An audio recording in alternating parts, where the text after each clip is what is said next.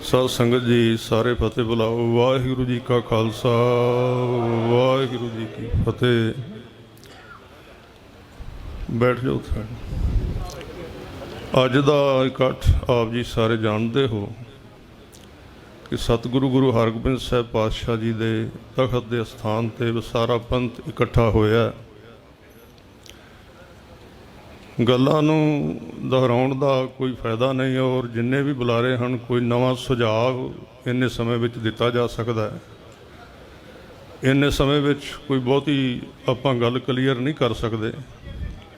और ये भी नाल मैं बेनती करां भी ये वास्ते लंबे समय की दौड़ है। चोणवें शख्सियतां नूं चुन के बड़े तरीके नाल इहनूं नजिठिया जा सकता है। तो जिन्ने भी आप महापुरुष होर गुरु के सिंह ज्ञानी सिंह सारे पहुँचे हो, सारे सूझवान हो, दो तीन गल्लां आप जी दे नाल करनियां हन। एक तो भाई चमकौर सिंह जी ने जिवें दस्सिया कि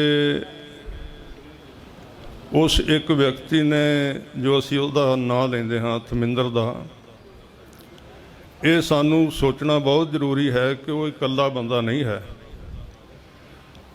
और वो एक आडियो भी आई है, मैं कल सुनी है। उहदे विच वो अपने मूँह दस रहा है कि मेरे ऊपर एक सीनियर टीम काम कर रही है।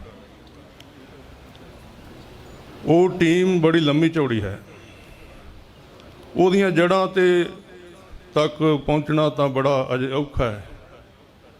मैं भी बेनती करांगा भी ये सिख पंथ तक ये जड़ां सीमित नहीं, इहदियां जड़ां दिल्ली तक जांदियां।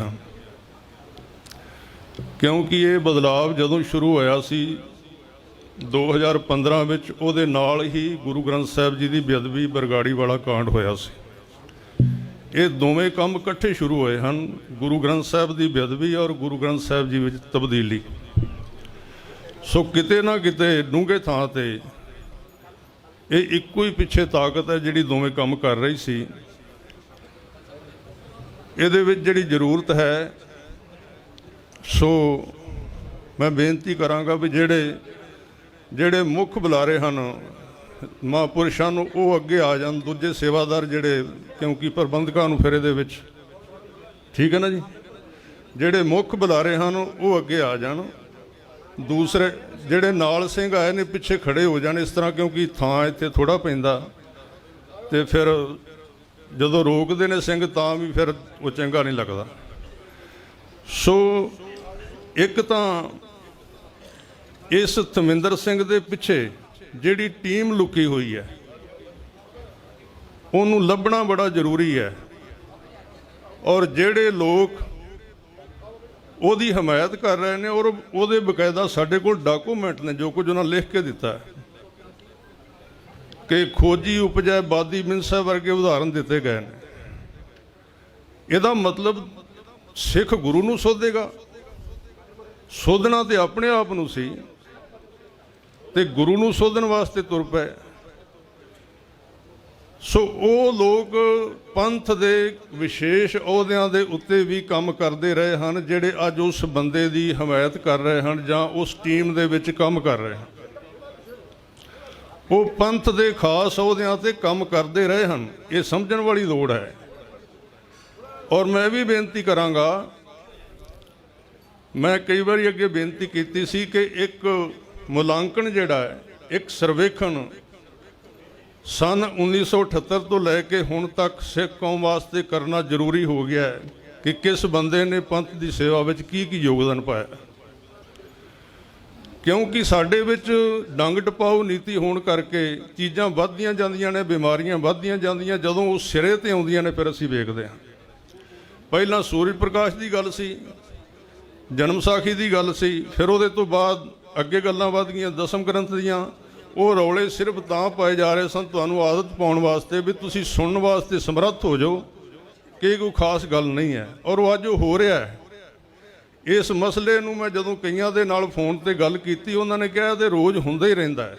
मतलब की है कि 10 साल पहलां इन्हां चीज़ां ते रौला पैंदा रहा। उन्होंने पहलां सानूं आदत पा लई सुणन दी कि हुण जो हुंदा होण दिओ। तो उदों भी मैं बेनती की सी 15 दे विच भी ਕਿ ਰੌਲਾ ਦਸਮ ਗ੍ਰੰਥ ਦਾ ਨਹੀਂ, ਰੌਲਾ ਗੁਰੂ ਗ੍ਰੰਥ ਸਾਹਿਬ ਦਾ ਹੈ, ਕਿਉਂਕਿ ਗੁਰੂ ਗ੍ਰੰਥ ਸਾਹਿਬ ਦਾ ਕੇਂਦਰ ਜਿਹੜਾ ਉਹ ਪੰਥ ਨੂੰ ਅਖੰਡਿਤ ਕਰਦਾ ਹੈ, ਇਕੱਠਾ ਕਰਦਾ ਹੈ, ਤੇ ਉਹਨੂੰ ਤੋੜਨ ਦੀ ਸਾਜ਼ਿਸ਼ ਹੈ। ਉਹ ਕਿਵੇਂ ਤੋੜਿਆ ਉਹਦਾ ਸਾਰਾ ਤੁਹਾਨੂੰ ਸਿੰਘ ਸਾਹਿਬ ਹੋਰਾਂ ਨੇ ਸਾਰਾ ਦੱਸ ਦੇਣਾ ਹੈ। ਇੱਕ ਤਾਂ ਮੇਰੀ ਬੇਨਤੀ ਹੈ ਕਿ ਉਸ ਟੀਮ ਨੂੰ ਉਜਾਗਰ ਕੀਤਾ ਜਾਏ, ਉਹਦੇ ਪਿੱਛੇ ਕੌਣ ਬੰਦੇ ਕੰਮ ਕਰ ਰਹੇ ਹਨ। ਦੂਸਰਾ ਇੱਕ ਸੁਝਾਅ ਹੈ, ਉਹ ਫੈਸਲਾ ਪੰਥ ਨੇ ਕਰਨਾ ਹੈ। ਗੁਰੂ ਗ੍ਰੰਥ ਸਾਹਿਬ ਜੀ ਦੀ ਸੰਪੂਰਨਤਾ ਪਹਿਲੀ ਜਿਹੜੀ ਹੈ ਸੰਪਾਦਨਾ ਗੁਰੂ ਅਰਜਨ ਦੇਵ ਜੀ ਨੇ ਕਰਾਈ ਸੀ 1604 ਵਿੱਚ, ਪਰ 1706 ਵਿੱਚ ਜਿਹੜੀ ਸੰਪੂਰਨਤਾ ਜਿਹੜੀ ਫਾਈਨਲ ਹੋਇਆ ਉਹ ਦਮਦਮਾ ਸਾਹਿਬ ਵਿੱਚ ਹੋਇਆ। ਸੋ ਮੇਰੀ ਇਹ ਬੇਨਤੀ ਹੈ, ਸਾਰਾ ਪੰਥ ਤੁਸੀਂ ਇਕੱਠਾ ਹੋਏ ਹੋ, ਨੋਟ ਕਰਿਓ ਤੇ ਸਲਾਹ ਕਰਕੇ ਫੈਸਲਾ ਤੁਸੀਂ ਲੈਣਾ। ਮੈਂ ਸਿਰਫ ਦੱਸਣਾ, ਇੱਕੋ ਥਾਂ ਤੇ ਦਮਦਮਾ ਸਾਹਿਬ ਵਿੱਚ ਗੁਰੂ ਗ੍ਰੰਥ ਸਾਹਿਬ ਜੀ ਦਾ ਪ੍ਰੈਸ ਲਾਇਆ ਜਾਏ, ਦੁਨੀਆ ਵਿੱਚ ਹੋਰ ਵੀ ਕਿਤੇ ਇਹਨੂੰ ਛਾਪਿਆ ਨਾ ਜਾਏ।